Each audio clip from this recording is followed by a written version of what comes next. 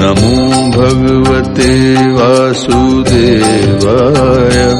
राधे राधे मित्रों, आज एक बहुत ही पावन दिवस है। आज है योगिनी एकादशी। आज हम इसकी कथा सुनते हैं। पौराणिक कथा के अनुसार महाभारत काल की बात है। एक बार धर्मराज युधिष्ठिर ने भगवान श्री कृष्ण जी से कहा, हे त्रिलोकीनाथ, माधव, मधुसूदन, मैंने ज्येष्ठ माह के शुक्ल पक्ष की निर्जला एकादशी की कथा तो सुनी। अब आप कृपा करके आषाढ़ माह के कृष्ण पक्ष की एकादशी की कथा सुनाइए। इस एकादशी का नाम तथा महत्व क्या है, सो अब मुझे विस्तार पूर्वक बताइए नाथ। युधिष्ठिर की बात सुनकर श्री कृष्ण जी ने कहा, हे पांडुपुत्र, आषाढ़ माह के कृष्ण पक्ष की एकादशी का नाम योगिनी एकादशी है। इसके व्रत से सभी पाप नष्ट हो जाते हैं। यह व्रत इस लोक में भोग तथा परलोक में मुक्ति देने वाला है। हे धर्मराज, यह एकादशी तीनों लोकों में प्रसिद्ध है। इसके व्रत से सभी पाप नष्ट हो जाते हैं।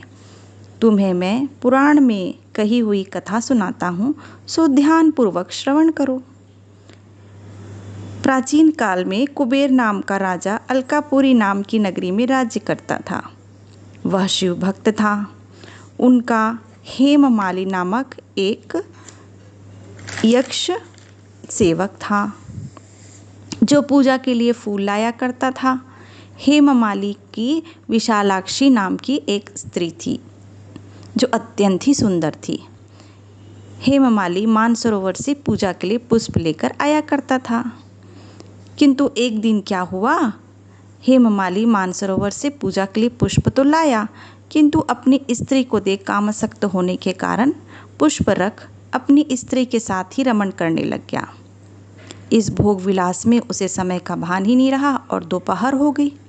जब कुबेर को पूजा में दोपहर हो गई, विलंब के कारण कुबेर ने क्रोधवश अपने सेवकों को से कहा कि जाओ पता लगाओ, अभी तक हेममाली पूजा के पुष्प लेकर क्यों नहीं आया भला। जब सेवकों ने पता लगाया तो राजा के पास आकर कहा, राजन, हेममाली अपनी स्त्री के साथ रमण कर रहा है। तो कुबेर को अत्यंत क्रोध आया और उसने हेममाली को बुलाया। वह डरता कांपता हुआ कुबेर के सामने उपस्थित हुआ। कुबेर ने फड़फड़ाते होठों से क्रोधवश शाप दे डाला कि अरे अधम, तूने देवों के देव महादेव के पूजन में विलंब किया, उनके पूजन के लिए अपमान किया। मैं तुझे शाप देता हूँ कि तू अपनी स्त्री के वियोग में तड़पे और मृत्यु लोक में जाकर कोढ़ी हो जाए। कुबेर के शाप से वह तत्क्षण ही पृथ्वी पर आ गिरा और कोढ़ी हो गया। उसकी स्त्री भी उससे बिछड़ गई। पृथ्वी पर आकर उसने भयंकर कष्ट झेले, पर शिव कृपा से उसकी बुद्धि मलिन नहीं हुई और उसे अपने पूर्व जन्म की भी याद रही। अनेकों कष्ट सहता हुआ और अपने पूर्व जन्म के कुकर्मों को याद करता हुआ वह हिमालय पर्वत की ओर चल पड़ा। चलते चलते वह मार्कंड ऋषि के आश्रम में पहुंच गया। वह ऋषि अत्यंत वृद्ध और तपस्वी थे। वह दूसरे ब्रह्मा के समान प्रतीत हो रहे थे और उनका आश्रम ब्रह्म सभा के समान ही शोभा पा रहा था। ऋषि को देख हेममाली वहाँ गया और उनको प्रणाम करके उनके चरणों में गिर पड़ा। हेममाली को देखकर ऋषि ने कहा, तूने कौन से निकृष्ट परम कर्म किए जो तुझे कोढ़ हुआ और अत्यंत कष्ट भोग रहा है। महर्षि की बात सुनकर वह बोला, हे मुनि श्रेष्ठ, मैं राजा कुबेर का अनुचर था। मेरा नाम हेममाली है।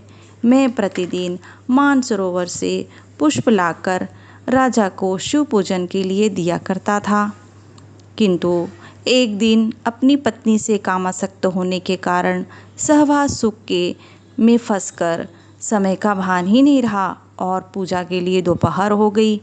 राजा के शिव पूजन में मैं पुष्प नहीं पहुंचा सका, सो राजा ने क्रोधवश मुझे शाप दे दिया कि तू स्त्री रहित होकर मृत्यु लोक में कोढ़ी हो जा।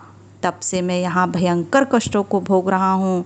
अतः कृपा करके आप कोई ऐसा उपाय बताएं मुनि श्रेष्ठ, जिससे मेरी इससे मुक्ति हो जाए।